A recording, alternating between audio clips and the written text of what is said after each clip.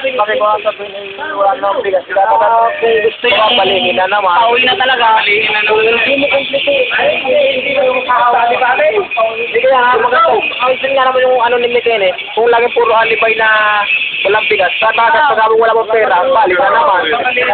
Eh kung sabi, tanong naman sa sagot eh. Sabihin niya Alio, boss, kailangan nila malinaw na bago daw sila pumasok kasi marami na. Oo. Hindi na yung maraming bigas, ano, pumasok, tayo ng iba. Maganda pa nga pa. Pakain niyo ang mga problema. At lahat tayo magkakaroon natin mga problema natin. Mawag. Kaya po siya nakitagay na lang yan. Hindi mo ito na nga. Kaya mo pakain na lang. Hindi na una na nga. Hindi mo nga. Sa magandang nila. Bando ba na? Ituro ko siya lang. Lang bigla din.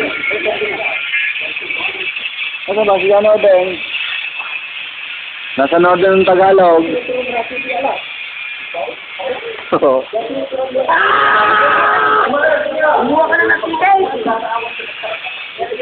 Okay. Ito, mga tagay natin, lagay natin ito kaya. Ano, pre? Ano lang? Pakutin ka. May ito tayo.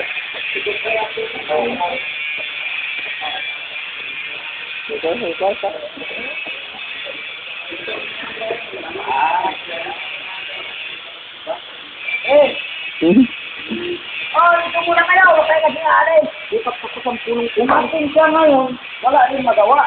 Kasi pag-usapan niya doon sa opisina, hindi naman ang ano yan sa kanya.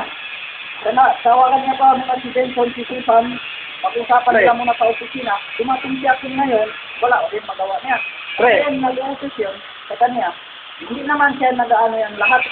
Sabi niya, mga bangkit. Kaya nagbabantay lang sa inyo.